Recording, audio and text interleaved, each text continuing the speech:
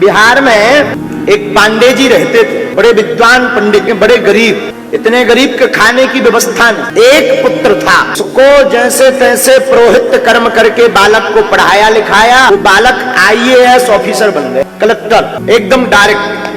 जब इसकी ज्वाइनिंग होनी थी तभी माताजी का निधन हो गया। 2-3 दिन के लिए तो आया, नौकरी के चक्कर में फिर नहीं आया। 3-4 साल बीत गए। पिताजी की दशा एकदम दीनहीन, गरीब ब्राह्मण भिक्षा मांगकर पेट पालते थे। एक दिन पिताजी ने सोचा बेटा के पास मिलने जाना चाहिए, तो किराया उधार उठाकर वही धोती फटी सी और हाथ में एक थैला लिया, एक कमंडल लिया, वही रामनामी माला लेकर के अपने बेटा को मिलने, जो कलेक्टर था उसको मिलने गए। दरवाजे पर सिक्योरिटी गार्ड ने रोक लिया। तब इन्होंने बड़ी किन्नत मिन्नत करके कहा कि आपके जो कलेक्टर महोदय हैं वो हमारा बेटा है, और आज के बेटों के ऐसे बेटों की क्या कहें, कई बार हमें लानत आती है। वह बालक बड़े बड़े अफसरों के बीच में बैठकर हंसी मजाक पार्टी कर रहा था। तो सिक्योरिटी गार्ड ने जब ब्राह्मण जी की दशा देखी, लगा कि सच में ये लग तो रहे हैं, हाथ पकड़ के अंदर लाए, कान में आके कहा साहब आपके जो है पिताजी आए हैं। अब पिताजी तो फटी धोती पहने, बालक ने फटी धोती देखी। अब बड़ी बड़ी मैडमें, बड़ी बड़ी अधिकारियां और अधिकारी टेबल पर बैठे पार्टी कर रहे थे। इस बालक ने सोचा कि बताओ ये क्या कहेंगे, इनके पिताजी ऐसी हालत में ऐसे रहते हैं, छवि खराब ना हो जाए। इतना निकम्मा निकला कि पूरी समाज में बोला। लोगों ने कहा कि आपके पिताजी आए हैं, मित्रों ने कहा नहीं नहीं हमारे पिताजी नहीं, हमारे पिताजी के मित्र आए हैं जो पिताजी जैसे ही हैं। पांडे जी की आंखों में आंसू आ गए। राम राम राम राम राम। पूरी जिंदगी जिस बालक को बनाने में लगा दी, दरअसल हम इसके पिताजी के मित्र नहीं है, इसकी माताजी के मित्र थे।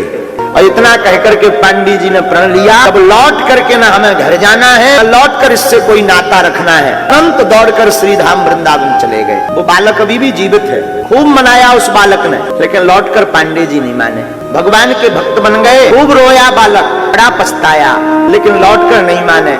इस कथा का तात्पर्य हम आपको ये निवेदन करना चाह रहे, भगवान की कृपा से, पिता माता की कृपा से तुम्हें अगर कोई पद मिल जाए ना, कोई दिक्कत नहीं, भगवान करे उससे बड़ा पद तुम पा जाना, पर कभी अपने माँ बाप की इज्जत करना मत भूलना।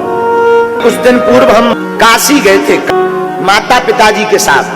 हवाई जहाज से पहली बार माता पिताजी के साथ यात्रा की, पहली बार। तो घटना बता रहे हैं, वहाँ अधिकारियों को पता लगा, सब अधिकारी जो है मिलने के लिए, स्वागत करने के लिए एयरपोर्ट आए। वहाँ हम ठहरे। दूसरे दिन प्रातः काल विश्वनाथ जी के दर्शन करने जब गए तो काशी में हल्ला हो गया, बागेश्वर महाराज आए हैं। तो गेट पर खूब लोग मिल गए। वहाँ के एक जो उच्च अधिकारी थे, SDM और IAS महोदय, वो दोनों जो है उनको दर्शन कराने ले जा रहे थे, हमारा हाथ पकड़कर। अंदर गए, जिले के मुखिया कलेक्टर महोदय खड़े हुए थे। तो उन्होंने कहा आप आ गए, आपके साथ कोई और तो नहीं है गुरुजी, ताकि हम उनको भी बुला लें। आपके साथ और कौन आया है? तानी अचानक हनुमान जी ने कैसी हमारी वाणी निकाल दी। हमने कहा श्रीमान जी हमारे साथ तो कोई नहीं आया, हम खुद अपने माता पिता के साथ यहाँ आए। महाराज वो बात कैसे निकली हमें भी होश नहीं, इतिहास बन गया, हमें भी होश नहीं कैसे निकली। वो अधिकारी महोदय इतने गदगद हो गए, माता पिता को तो बुलाया सो तो ठीक है, जब रात को हम ठहरे तो रात को सापत्नी सहित दर्शन करने आए, परिवार को लिवा करके। बोले महाराज जी आपके पास क्या सिद्धि है, क्या चमत्कार है, हमें इससे तो मतलब नहीं, हमारी तो प्रोटोकॉल की ड्यूटी है। आपका नाम हमें मिला तो हमने सोचा हम दर्शन करें, कि क्षमा करना